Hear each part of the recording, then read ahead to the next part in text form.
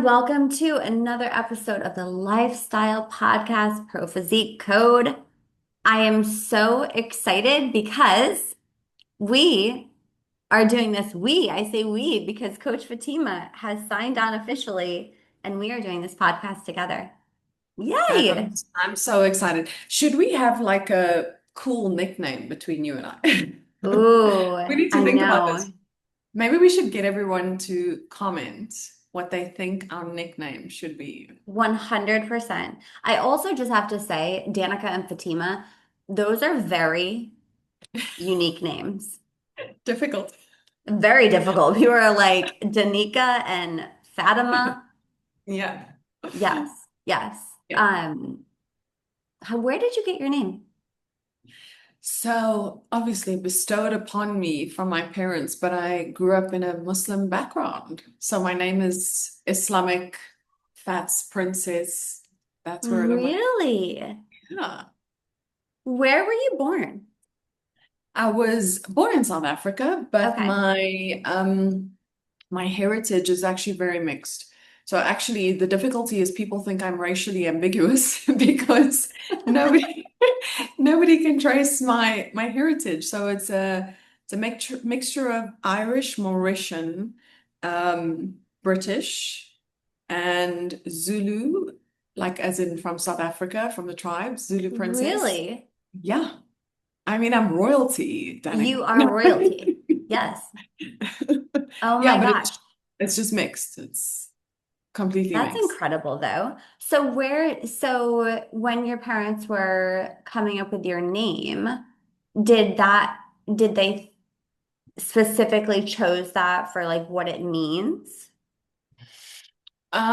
So I must be honest, my dad was one of those overexcited people, and he wanted to have his name be my name with just an additional A at the end of it. And you know what my na dad's name was? It was the most Muslim name on the planet. It was Ridwan. And he wanted Okay. to call me Ridwana. And I was like, no, Dad, thank God you didn't do that. And and so they didn't go with that. So I'm very excited about it. But what is your heritage? Are you like, Mm. what is it? So what's funny is that my brother just did this, like the where you can figure out your heritage and I forgot what it was Yeah, called. What is it like? 23andMe. Yeah. Yes. So my maiden name is Gilligan, so Uh, Irish. Um, ah. I have Irish, Spanish, like from Spain, Spanish. So Mm-hmm. my great grandfather came from Spain. Um, and French. Mm. I'm trying to think. So a lot of Irish, a lot of Spanish, a lot of French. We did think that we had some Native American in us because my Mm. mom was like, oh yeah, like deep Native American. It Yeah. came up zero on my brother's. Wow. And I was like, don't tell mom. Like, mom like strongly believes like we're looking into like how to support my kids through college because of this and like that's not okay. But apparently, did you know this? Apparently, like, well, it does make sense. Some siblings can come up with a little bit of percentage of something while other siblings don't have Yes. any, right? Yeah. So I feel that there's a little bit of Native American, because my mother was like, no, there definitely is. I know there is. Like my grandfather Mhm. always talked about it. So like a little bit of everything, but mostly Irish and Spanish. Hey guys, Coach Lexi here. I wanted to take a moment to give a special shout out to our sponsor of the podcast, Angel Competition Bikinis. I don't know about you guys, but one of my favorite parts of show day is getting all glammed up, and that includes putting on my suit. So, fun fact, I've actually worn Angel Competition Bikinis for all of the shows I've ever done. So, this is probably my favorite suit to date. I absolutely love it. It's beautiful. And Angel Competition Bikinis is so gracious in offering our podcast listeners a special incentive. So listen up. If you visit acbikinis.com/code, you can get a free set of posing socks and a free design package with a ton of free fabric swatches. And if you want to go ahead and move forward and order a suit, you can use the discount code LexiM for a special discount on your order. The quality, the fit, and the customer service with Angel Competition Bikinis is absolutely unmatched. And one thing amongst many things that I love about the company and the brand is the two owners, they're twins. They've actually competed themselves. So they truly get how important the suit is to a competitor on stage. So don't just take my word for it. Order your free design package today. It'll be in the show notes as well, and enjoy the rest of the podcast. Okay. Do you know what they call people like us in South Africa? What? A pavement special. You know those dogs that are so mixed? And then you get to the adoption place and you're like, what breed is this dog? And they're like, oh, it's just mixed. It's a pavement special. Yeah. Yes, yes. Oh my gosh. I know. I mean, I like being blended all together, right? I think that's a beautiful thing. But then there's a part of me that's like, it would be cool to like have like just one, just a solid Yeah. thing. But like that's not, but I will say like it's a good little blend. So my brother, I have two brothers. Well, I have a big family, but my parents got divorced and remarried. But my brother, Kevin, is like so Irish. Like he's like red hair, blue Yeah. eyes, like light skin, freckles. Like he's very Irish. My brother Yeah. Kyle and I have like the darker features with like the Uh-huh. olivey tan skin. So to look at us is really funny because I love that. we don't really look alike at all. My brother Kyle and I certainly do. But my dad is very Irish. You can just tell. But yeah, that's where. And Danica came from a Cabbage Patch Kid. Oh, I that know. is It so came from, cute. so my mom looked it up when she was younger. This is her story. And it was a Cabbage Patch Kid. And then her friend named her daughter Danica. And she looked it up, and like the name means morning star. And when I was born, she said that like I came out and my eyes were like wide open and I just like looked around. Like I didn't cry. I was just like looking. And she was like, you were such a bright light, like a morning star. So I was like, oh no, no, no. That's like exactly what she's gonna be called, Danica. So yeah. I love it. I think it's very apt for you. Look at you Yeah. guiding people through the lifestyle podcast one I know. day You at want a to hear something funny? My brother, who like he's on and off in dating, and he, which we're going to be talking about, but he's a little bit of an anxious side to him. yeah. So he's such a handsome man, such a catch, but he finally met somebody randomly. It was like such a random thing. They went to a concert. My other brother and him went to a concert, so he was the third wheel, and the girl next to him also was the third wheel. And he was like, "Hey, how are you? Where are you from?" And she like, my brother is an engineer, and he's very like science driven, and she also very science driven. He was like, "My name's Kyle. What's your name?" And she was like, "Danica." Oh I was my like, gosh. he was like, I don't know how I feel about this. I said, "Ooh, that's a good thing though. Like that's a good thing." I have a brother named, my half brother is named Matt. My husband's name is Matt. I was like, it's not a problem. Like you can Yeah. have that. It's okay. But he's like, oh, it just feels so weird when I like call her. I'm like, "Hi, Danica." Or like when he talks about her to my other brother and is like, "Danica and I went out this weekend." He's like, you mean like our Which one? sister Danica? Or Yeah. it's because it's so unique. Like there's not a lot of Yeah. Danicas out there, but he's dating a Danica, I love that. Just by the way, that story sounds like divine intervention. right?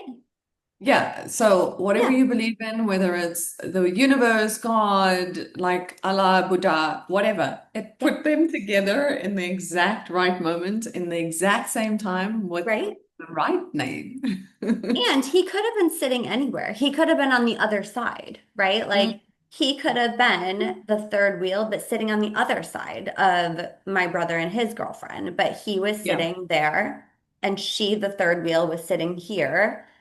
They both Mm-hmm. happened to be at this concert that, like, not too many people like that type of music. Like, it's a very niche type of music. Very, I said, sometimes like fate happens, and that's pretty cool.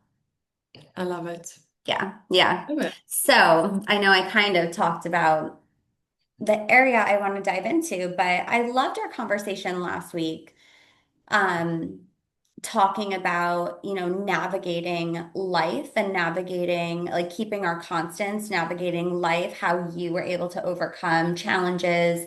Um, and what we kind of talked about at the end was just like how our emotions are Mm-hmm. forever kind of flowing in us, and being able to navigate those emotions that come up.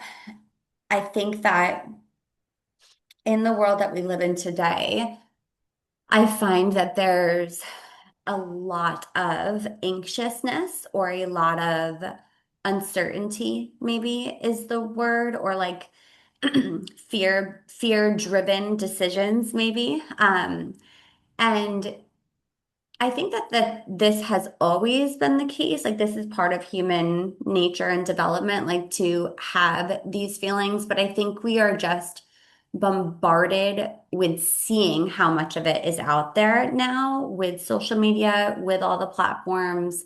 Um, so I wanted to dive in to anxiety and how to navigate it. Absolutely. I'm so excited for this conversation because I have a lot of confessions to make about anxiety. But I think what I really want to know from you, Danica, is, obviously I came into Pro Physique and I've had a little bit less limited experience and interactions with you than what we're having now. So at first impression, when I had met you, and of course it's virtually, I was like, this lady is so cool, like a cucumber at all times. And I just want to know because I feel like I am the only person in the world. When you have anxiety, you think you're the only person in the world experiencing. Of course. So, do you have a lot of experience with anxiety? Like, how do you, get impacted by this? Yeah. Oh my goodness. I am such a I definitely have my sympathetic nervous system on high drive, which is our like fight, flight, go, go, go, go, freeze. Yeah. And I think I've always had that, Mm-hmm. as I think growing up, that was modeled to me, that type of um like heightened energy, or there was not a lot of calmness. There wasn't a lot of chill days, or a lot of let's take a nap, or let's just cozy mose over here. Like, that wasn't what I grew up in. It was very much like, and we're going here, and we're going here, and we're cleaning the house Mm-hmm. like a maniac, and we're doing this. Like, it was, so I think part of it was being modeled that behavior, where to rest and digest and like tap into that parasympathetic nervous system, it wasn't modeled to me very much. Mm-hmm.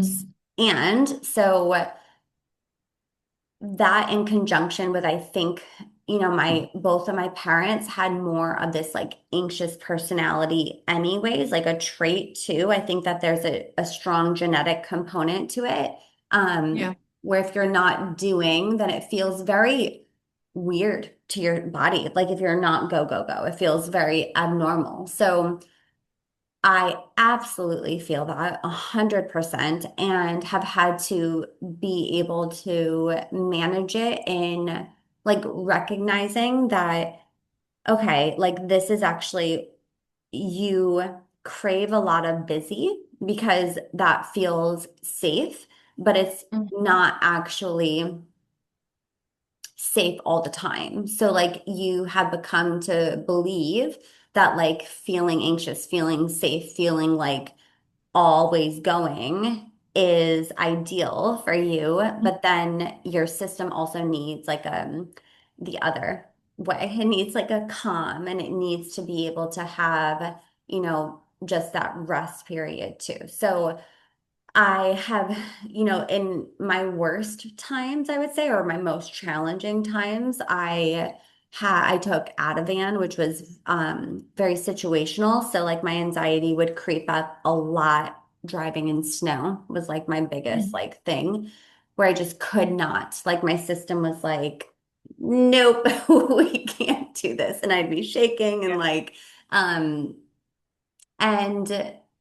it's hard for me to, my husband will even say, like, not, and I've had to say this to myself, not everything is an emergency. Like, not everything, like, Yes. there is not dishes police coming your way. Like, you can fold the laundry non-aggressively. Like, no one's gonna come and get at you.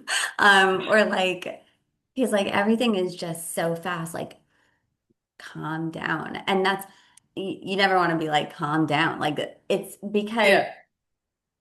I think we know it. Like when we find ourselves to be more anxious, we know that about ourselves. It's not that we're not aware of it. It's very difficult to turn it off sometimes because it's so deeply rooted in like your tapestry that it feels weird to not.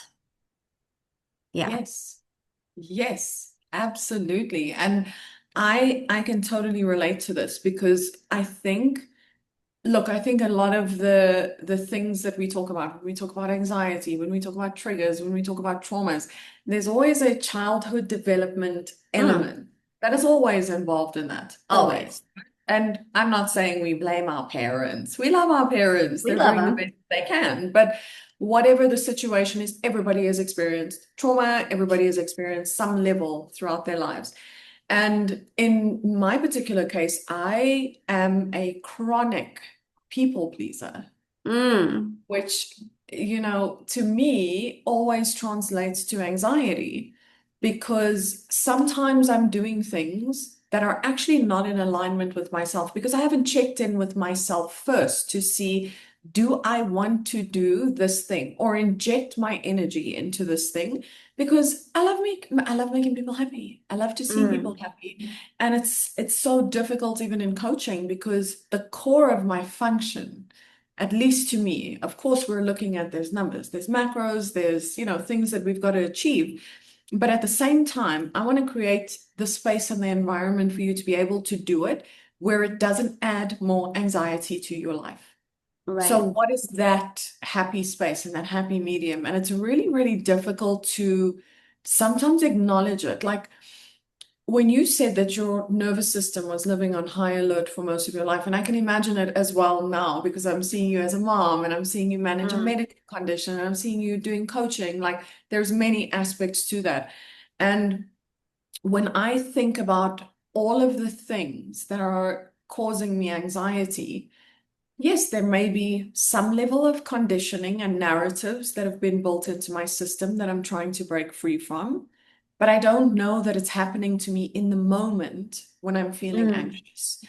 And a key proponent for me that's been super beneficial, and I hope a lot of people are starting to move towards this trend, is it's actually okay to go for therapy just to understand what is happening in your own nervous system and right. how you can regulate because Hmm. we are not taught this. We are not taught this in school. No. I think you and I come from the culture of, millennial culture was hustle, hustle, hustle, hustle, hustle. If you look at the stats right now on mental health, millennials are the most burnt out of any culture or Yes. generation. Yes.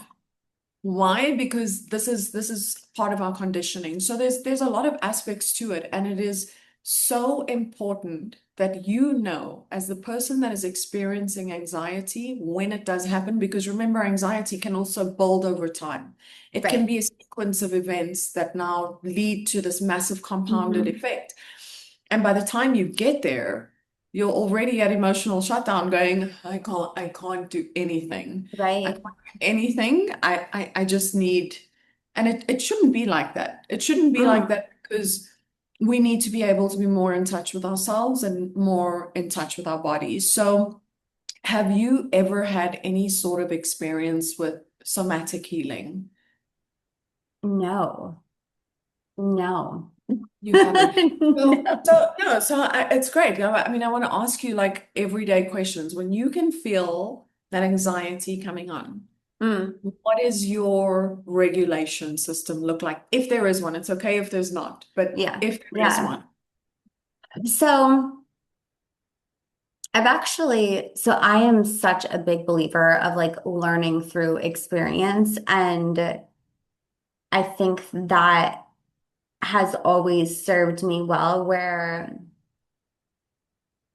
any, any like, challenging things or like, situations that kind of come up, I'm like, oh, this is an opportunity to learn. Like I feel like I've always been like that, because then if I can learn through that, like I can physically connect and learn through that. I can Mhm. also read and like listen and ask questions at the same time. So I think I do that in combination with each other. So I've learned along the way what has helped and what has not helped. I think that being able to, one, recognize it was always very hard for me. So I, in the past, it was a lot of controlling things. Like I very much, which makes a lot of sense, right? I think that when we are, I don't know, when we feel like we're very disheveled and things around us are like not in our control, then we search for control in some other way. And we're like, what, I can control this, or I can control this, or we like try to, it feels safer, right? If we have one thing that we can control, which makes sense, totally makes sense, even though we know that, like, hey, you don't always have to be in control. Like you're in control of how you regulate yourself. You're in control of how you recognize things, how you navigate through things. Like you can be in that control, like the internal control instead of the external control of things. But regulating, like that was my go-to for a while. And Yeah. then as I like opened up to talk therapy, like I went and I saw a therapist during graduate school, and he was amazing because I was also like, listen, I'm going through graduate school. I'm learning all this stuff, but I also want to like kind of apply it, and I want you to help me like individually, but then as a clinician down the road, like could you help me be a great provider too? That was such a good experience because Yeah. I would come to him and say, I've heard about this, like breathing techniques. I've heard about, I do this funny thing. It's not funny. It actually works, and I recommend it to all my clients. It's called starfish, which is just grounding yourself. So Yes. I lay on the ground and I act like I'm a starfish and I like just let myself kind of melt into the ground. Um, and I like have my limbs reach out as far as they can and ground myself in wherever I am. And that has always helped me. Um, Another outlet has been when I'm feeling like scattered, which I know that that's a way that people can feel anxiety come in when they can't focus or they have no Mm. clarity of thought, or it's all mumbled. Like it feels like the thoughts are coming too fast, or everything is like, and then you got to do this, and then you got to do this, and you got to do this. Like I being able to say, pause, go outside. I want you to name 10 noises that you hear outside. Sit. Mhm. What are 10 things that you can hear? By five, like you get five pretty quick typically, because there's going to be like, well, depending on where you live, but birds, wind, like, right? Yes. But then after five, you really got to tune in and you Yeah. drowned out all of the other stuff. So that has very much helped too. Not being afraid of being in my body in that moment, right? Because I think a lot of the times when we feel anxious, we try to, or when we're feeling any feeling that's unsettling, we try to run away and we try to push it away, get rid of it, like go away. We don't, this is discomfort. I don't want to feel discomfort. Instead, Yes. being like, this is uncomfortable and like sitting Yeah. in it, and going inside it Yes. because you're going to come out. Does that make sense? Absolutely. I think that if you and I were housemates and our husbands were not around, it would be such an interesting home. You'd be starfishing on the floor, and I would, and I would be practicing my grounding techniques. But to be honest, I'm actually doing very similar things to you. You Very are. similar. Yeah, because the I think first of all, the experience of anxiety,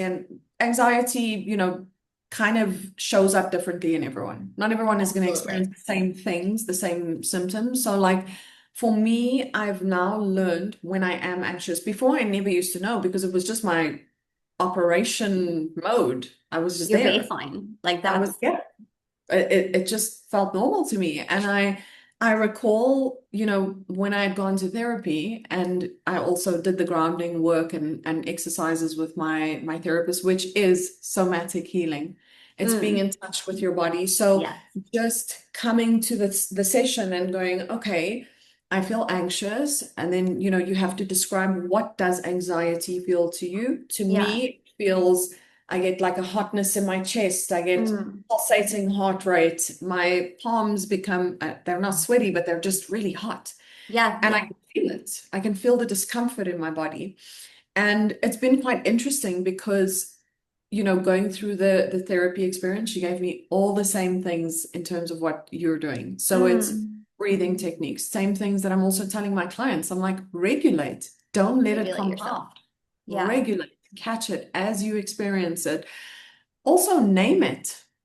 Name Oh, it. yeah. Say, I am feeling anxious, not I am anxious, because then Right. you're owning anxiety as if it's no, Mm-hmm. I am feeling or experiencing, and everybody else, it's not just you, right, that's experiencing that. And I think also like really, really, really tuning into my body, which sounds very wushu. I understand it. Like I've had this conversation with other people and they're like, what do you mean? You just like turn a little button and Yes, then like yes. how do you, and I'm like, no. When you're experiencing life and you're going through things day to day, your body is always giving you signals based on Yeah. how you feel about things. So whether that is, an uncomfort in the chest, the shortness of the breath, the pulsating heart rate, whatever that looks like to you, your body is telling you something. And I Mm-hmm. think once it tells you something, it's really important for you to take the signs and go, Yeah. this is uncomfortable, right? And then I think like part two of that, because first of all, it's very difficult for you to even point it out and go, oh, Right. shucks, and catch yourself and feel. And I think like part two of that is always, okay, bring yourself back to yourself. So do the grounding techniques and the grounding work. But then there's also a follow-up because Mm, I do not want to experience and feel this every time that a particular subject comes up or a particular trigger. It's a trigger, mm-hmm. right? Right. So my then like next steps, and please note, nobody is perfect. We all say we're doing this, but it's difficult to To do it do in the it. Yeah. moment. But just like kind of redirect it in a way where it's like, okay, I know you. I know that you're here. Let's first Yeah. acknowledge you. Okay. From the acknowledgement, why? Because something in your body is telling you that there is misalignment here. Mm-hmm. And for someone like me that is a chronic people pleaser, I didn't know when that was because I'm like a Labrador. I just want to bring your bone back and I want to Yes. sit in front of you and wait for the next stitch. Yes. Like this is how I operate. I love Mm-hmm. making people happy. So then it was sort of like, okay, but now I have to put myself in the forefront and go, is this something that will make me happy first? Right. Why am I feeling a tension experience in it? Is it a Mm, trauma? Is it a trigger? Is it something that's, something's not making me feel good here. right. Let's just point it out.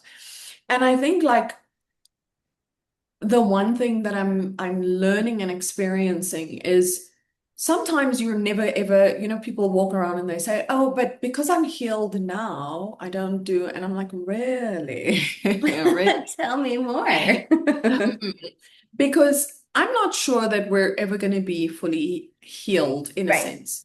there is always going to be stuff that we're going to be working on. There are always going to be things that are traumatizing us. We Hmm. are living, life is like living in Jumanji. You're going to reach level 5 and then you get to level 6 and it's like, oh my gosh, here is a new challenge, right? Yeah. So I'm like being a little bit more patient with myself in that aspect, just to be able to go, I may not know how to cure you, squash you, close you, not carry you, but at least if I'm identifying you, I am taking ownership in the process, and that means that the weight becomes lighter every Mm, time yeah. because Yeah. you're not taking over me. Hmm. Right. And I think that Exactly. it's a beautiful place to be, but we're not all going to be able to do it because when you're anxious at the time, your brain is foggy. You're not Right. going to. Absolutely. Yeah. I think too, not so recognizing that like there are certain parts of anxiety that does serve us well, or that heightened arousal that serves us well, and to be able to say it's not always a bad thing. And also, it's just our body on high alert perceiving something as a threat. And if we can say, "Oh, that's interesting. In this moment, do you feel threatened? Like, what do you, because look around you, like, there probably aren't too many threats. Like, I think we're done with, lions, maybe not where you're from, but you might have a lion chasing you. I'm Every not going day. to in New York, so but being able to say, "Oh, that's interesting, body, that you're so on high alert." Mm-hmm. Do we have to be like, or are you just interpreting things or misinterpreting things, right? Like, are you interpreting it in a way that doesn't serve me best right now? And that's okay. So a lot of the times when I felt very, because I've also the past 3 years, I think it was 3 years ago, I experienced panic attacks and I never had those before. Um, oh my God, they're so uncomfortable. And I was like, the hell is this? Like, what is this? Like, this is not okay. Um, Yeah. but instead, as I navigated through that, as I became aware of like what it actually was, what was going on, how my body was like, just saying like, hello, we're here. I Yeah. invited it to sit next to me. And I was like, oh, this is interesting. I have some work I have to do. I have to actually go pick up my kids. And if you want to sit right here, anxiety, that's great. Like you can sit next to me. You can't sit on me. Like you cannot sit on top of me. There's no space right now, but you can sit next to me and I can navigate this with you. Like I can do this with you. It helps to kind of allow it to be something that we aren't necessarily scared of. And also, I would say it gives our body permission to still feel safe, even if the world around you might be a little bit anxious, right? Or anxious driven. So I think that I tell my clients this often too, like being able, work is going to happen, like stressors are going to happen, like life is going to happen, and that is okay. Like it Yeah. means that you are human and like you get to experience this like beautiful like array of all the emotions, right? Some are going to be scary, some are going to be fantastic, some are going to feel like ecstasy, whatever that feeling is, but we're going to feel that. It's going to be great. Yeah. Don't run away from all the yuck because the yuck teaches us something and it's an Yeah. opportunity. But if we stay in the yuck, remember our cells, every cell in our body is going to be like, this is uncomfortable. I don't know if I have the capacity to sleep well, digest my food, be cognitively like clear, right? Your body's gonna take that signal. And if your mind is kind of reminding it too, like this isn't good, like then every cell is gonna listen to that. But if we can experience heightened states of arousal and maybe stress and anxiety and say, this is human, this is okay. I can I can acknowledge this, I can see it, I'm still safe. Like it is still safe for me to digest my food, for me to get a good night's sleep. Like I just might cater to myself and show up for myself in the capacity it needs right now as anxiety sits next to me, right? And sometimes Yeah. anxiety will always be on the back. Like it might Yeah. be you have a caravan and it's way sitting in the back and it's still there, and that's okay. And sometimes it's going to be right next to you in the passenger seat, and that's okay too. Yeah. I think the thing that we need to get away from is if you look at the past, when people used to say something like, I suffer with anxiety. First of all, I don't Mm. like the word suffer. I don't like the word suffer. You're Yeah, taking yeah, me yeah, yeah. prisoner. And I'm like, no, I do not suffer. You But experienced. I experience Right. exactly. Our language is incredibly important. And Oh gosh, yes. yeah, and what I find is like I have had the experience and I've seen it with some of my clients too, where when you're in that anxious state, sometimes your narrative is not what you need it to be. So it might be very Mm. difficult for you to create that emotional safety that you're speaking about, to say to yourself, I'm safe. I am okay in this moment. Yeah, you're here. But sometimes, the anxiety spiral is doing its thing because why? Hmm. Your brain, I mean, this is why anxiety happens in the first place. Your brain is constantly scanning your environment for things that it perceives as potential threats. Of course. So this is the spike in anxiety. Your brain is Yeah. going, this is a threat. Just because your brain is saying it does not mean it's true, right? So we Right. all listen Right. to our minds, and I'm like, if I Hmm. tell you the lies my mind has told me, I could write a book. Okay. Yes. The second thing is, sometimes in that moment, if you're feeling that anxiety spiral and the thoughts are taking you to a place that you're not comfortable with, because it might be something that is that triggering for you, there are also other things that you can do Hmm. to kind of bring yourself back. And it was really important for me to figure this out from therapy because one, I think from a community perspective, as human beings, we need community. Okay. Mm. Hmm. And I think, particularly like, with females like us, we're married, we have husbands. We don't know it, but they are our co-regulators. Yes. They are our co-regulators. We can go to them and just like strip the shell of vulnerability and be like, oh my gosh, I am experiencing a time and I need to tell you about it. And Yeah. if you've got a great supportive partner, it's a great co-regulation experience for you. But let's also not forget about our furry friends. Oh my Animals are gosh. co-regulators too. Yeah.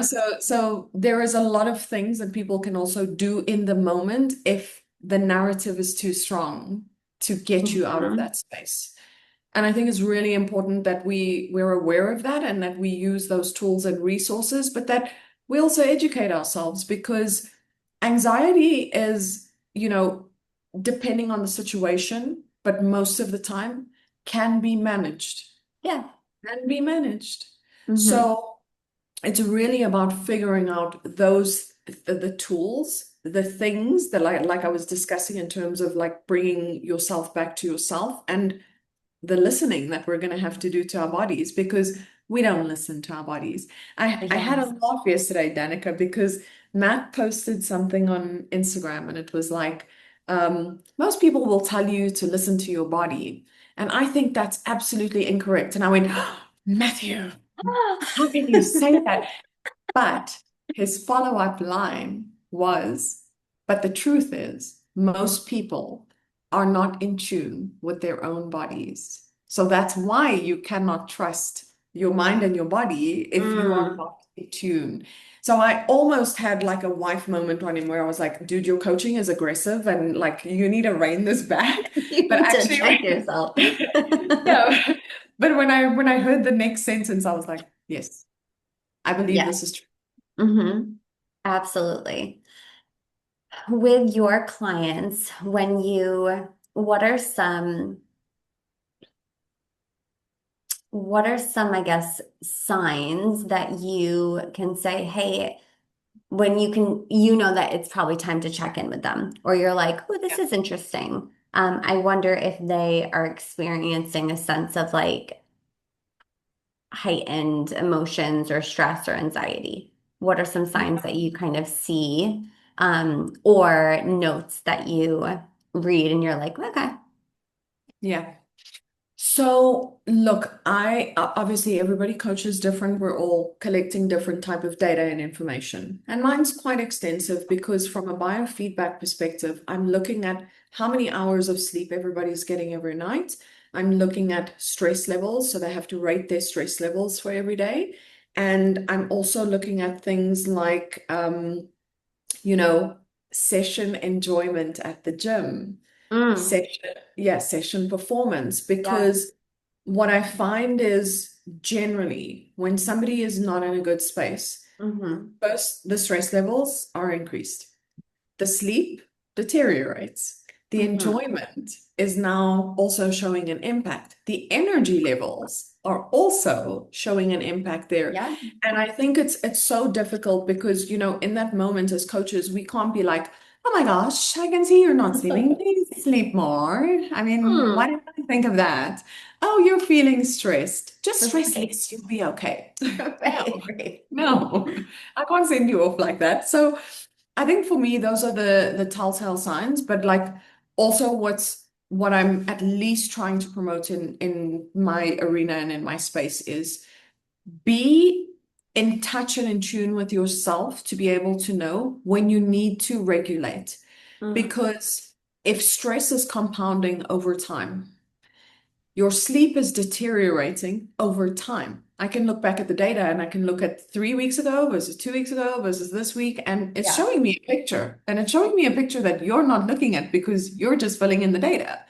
So I take more of like, I want to say a holistic approach in terms of their Yeah. well-being because some people may think it's very wushu. And I'm saying to them, guys, I need you to start putting glimmers into your life. What is glimmers? Glimmers means I want you to have a long hot bath once a week if that's your Yeah. thing. That's what you Yeah. love. I want you to go do something with your family that you love, if that's what you Mm. love. So you need to do these things frequently enough within your body Mhm. within your life at least to regulate yourself so that you can control the other outcomes. Because it's very difficult to say to someone, "Oh, just stress less. You're fine. You're going to be Oh okay. Don't gosh. be so Yeah. angry. You'll be okay." Calm down. Um, yeah, calm down. My favorite thing to hear as a woman. Calm down. Calm down. Just calm down. So I think it's really, really important to build glimmers into your life because they are the opposite of compounding stress, and glimmers can compound in your life Mm. too, as joy, in the same way that stress can compound in your life. Yeah. So I think it's really, really important to like look out for those things because sometimes people don't tell you when they're experiencing it, but actually their body is telling you. Right. You as the coach, you can see it. Right. So, I mean, what does that look like for you? Because you have an incredible mindset program that you're working through now, and I think there's a lot to it.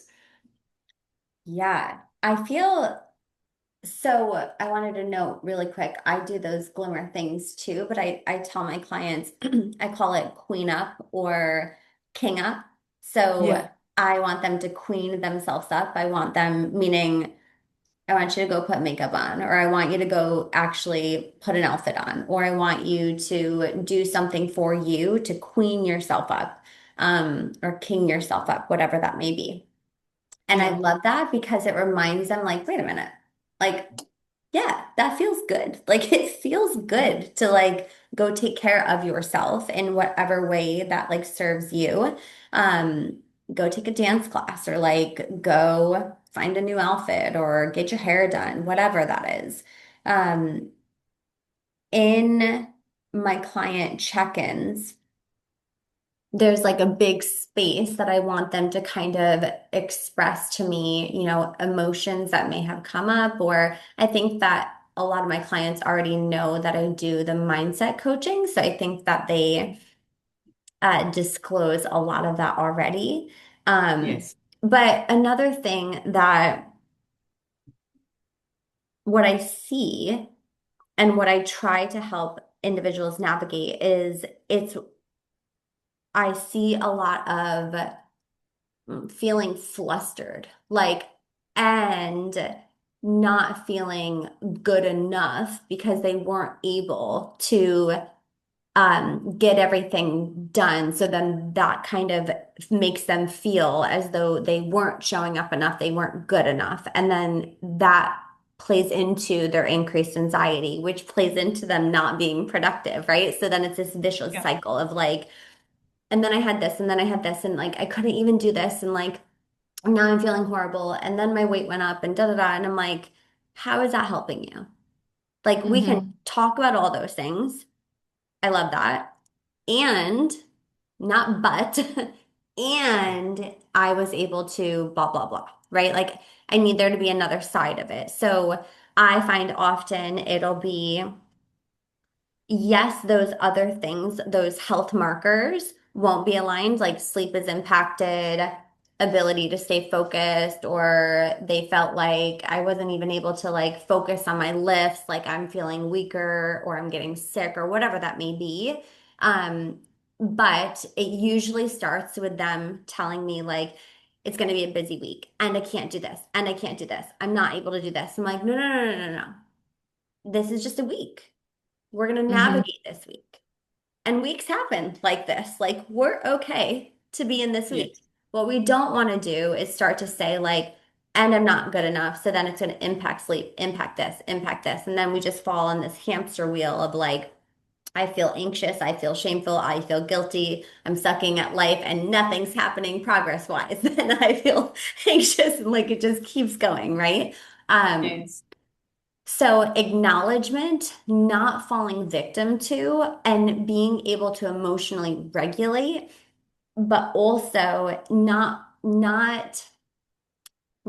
this sounds very cold sometimes, but like being able to know that we don't always have to like say, well, it was because I was anxious. Like there's like a slippery slope of regulating emotions, acknowledging emotions, and controlling emotions, right? Like when Yeah. is too much emotions too much? Does that make sense? Like Yeah. sometimes I want you to, it's great that you're in your emotions and you can tell me all the things, and then I want you to get out of it.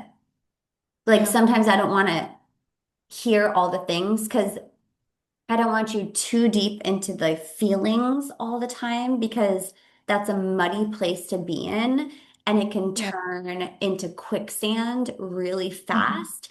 And Hmm. then what I need you to actually do is stop, look around, because the only way to get out of quicksand is to not move and to Yeah. not be frazzled and to get actually like look around, where are my tools? Oh, there's a branch. There's a helping hand. I'm Yeah. going to look, assess, reach, and then get out. So, yes, it's great to see all the health things, to see Hmm. every marker, like to acknowledge all the red flags that might be creeping up, to hear them say, this is where I'm feeling stuck. And then to be like, I love that you just did all of, like, you downloaded all of that. What are we going to do now? We're not going to fall victim. I hate using that word, but we're not going to fall Yeah. trapped into that, right? Like stuck. We're actually Yeah. going to like be able to move forward. Yeah. Yeah. And it's super important and impactful even in day-to-day life. I mean, if I have to think about us, okay, we're coaches. We are telling people to listen to their bodies, not like Matt did in that video, but Yeah. listen to their bodies, meaning like when fatigue levels are driven so high that you physically cannot, your body is now not in it, Yeah. okay? You need a rest day. That is a completely different scenario for me versus living in your feelings. And I think it's Mm. very important that you said that because, Danica, if I had to live according to my feelings, I can promise Right? you my brain every day would say to me, you know what, I just don't feel like going to gym today. Not because, but just because I have a million and one things to do here. Yes.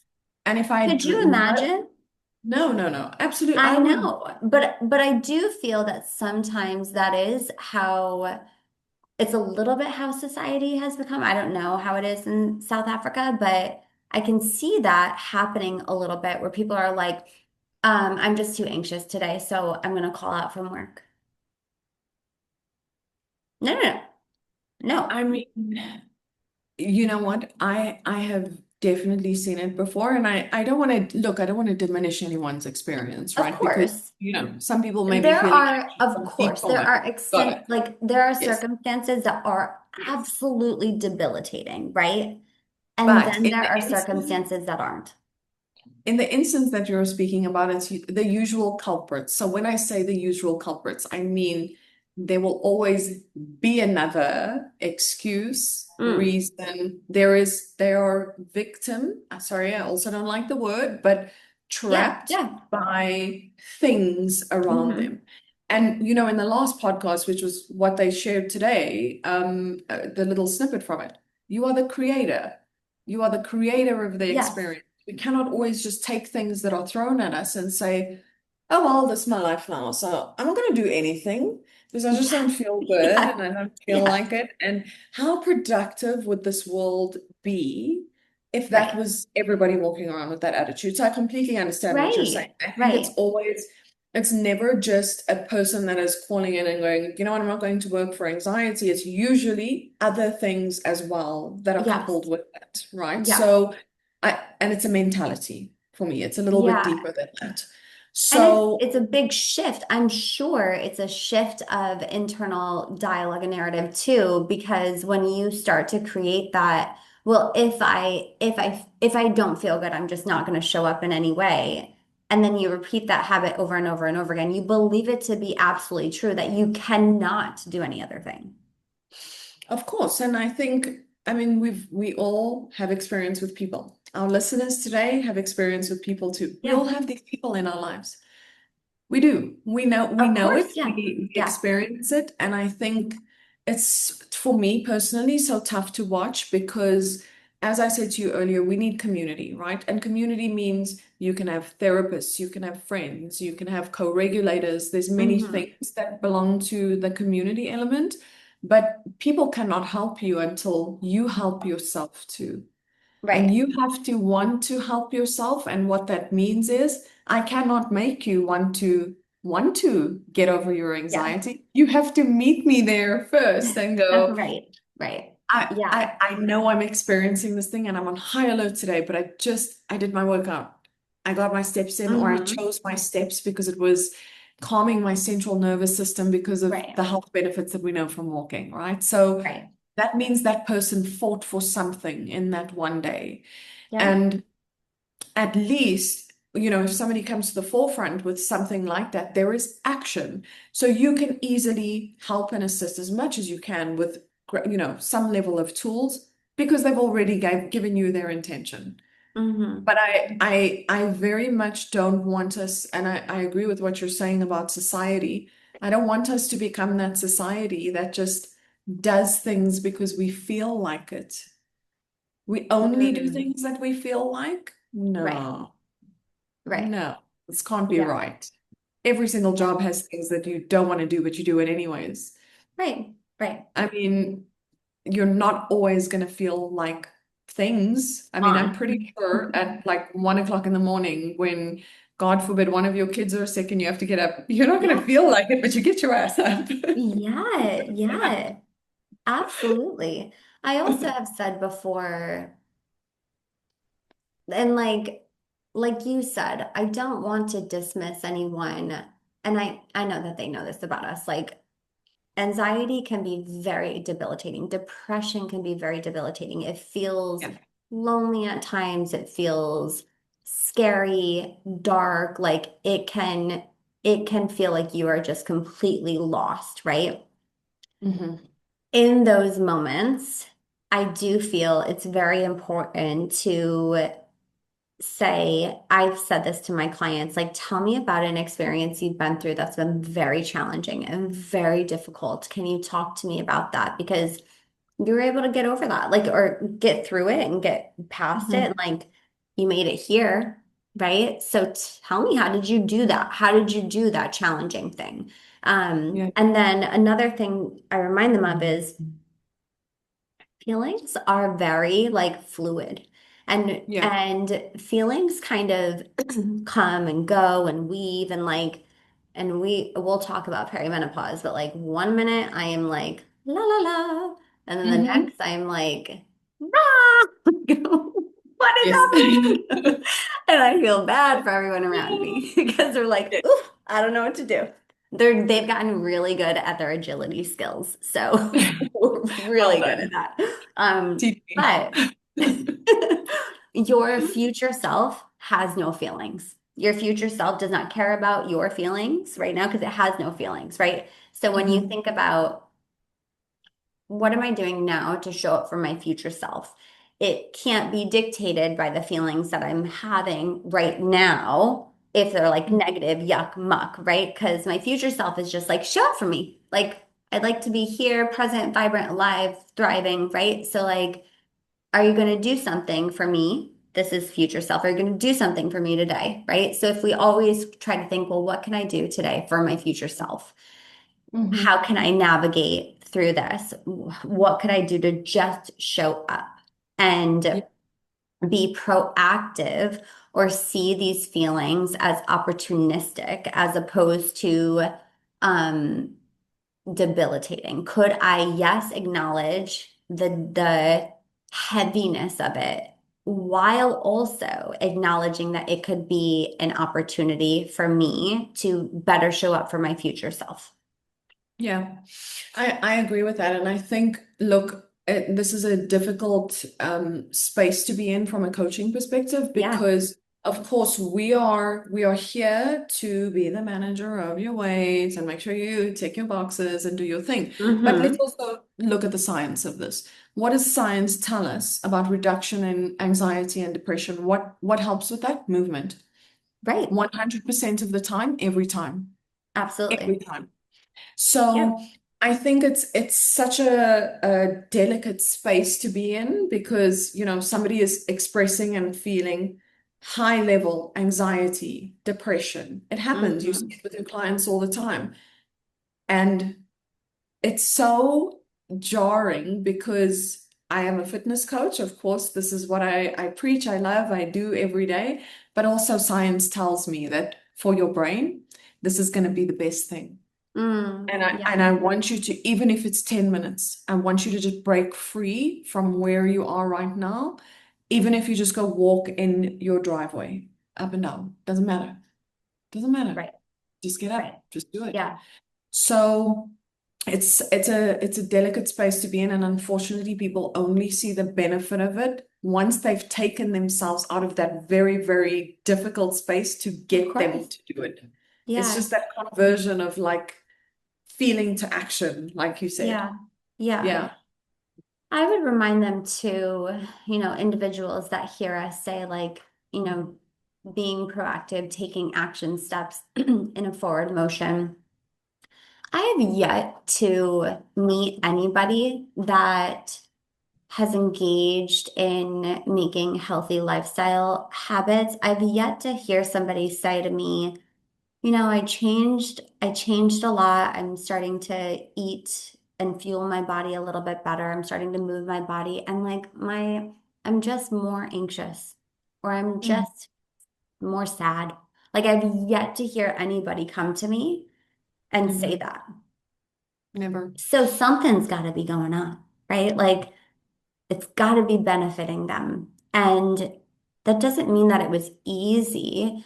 I also have yet to hear somebody that has said who was in a very muddy place say that, oh, it was easy. I woke up on a Friday and I was like, here's my 10K. Like, no, Yeah. like, Yeah. but I think like that is the human experience is being able to take a challenge and say, okay, here it is. It's not gonna Mhm. be easy. That's okay. I'm gonna start really slow and what's manageable. And like Yep. this, I think that is it Mel Robbins? Mel Robbins, she does like the 5 second rule. And I Yes. love that because it does take 5 seconds for a habit loop to kick in, right? And we want to be able to change the habit loops that we're in, shift the Mhm. patterns that like we're finding ourselves kind of continuously going down. We really want to, I say to my clients, think of the paths that you have. You have in 5 seconds, you have conscious choice, right? So Mhm. within those 5 seconds to say, well, this path I always go down, this path is going to be a new one, but like I know what that path looks like.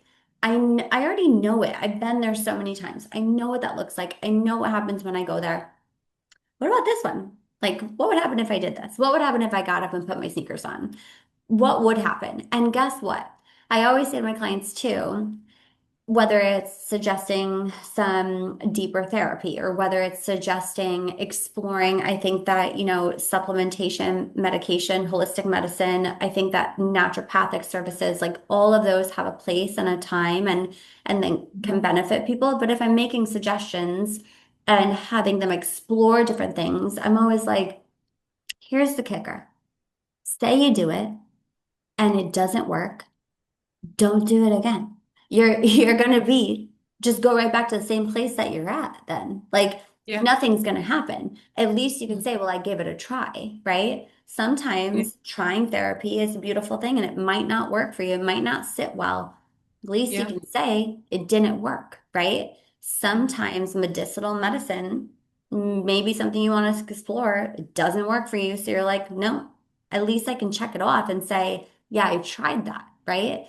Yeah. And you're still, nothing changed. You're just giving things a try. And isn't that worth it? Like just giving it a go? Absolutely. And I think, like, if you think about life and you think about the fact that just the perspective of most people don't try because they're scared Mhm. of failure or of it Mm. not working out, okay? Mm-hmm. And I think, in doing that, that's a very scary place to be. I've been there many times. Been there Yes. many, many, many times where I would rather just flake out of the experience and actually it's self-sabotage. I would self-sabotage myself out of an Mm. experience. I had this discussion with Matt this morning where we were planning to run a 5 kilometer with our friends, and it's the first one Mm. I've ever signed up for next weekend, and I'm so excited because this is working towards our High Rocks goals. Danica, I'm not a runner. I've never been a runner, so I have to build the agility. Yeah. And I hurt my back and I was so irritated because I was like, I have to run. I have to pitch up and I have to run and I need to do this thing. But I'm now just going and I'm pitching up to the run and I'm just going to walk it. And at least I know I showed up. And to me, that is a commitment that I've made to myself.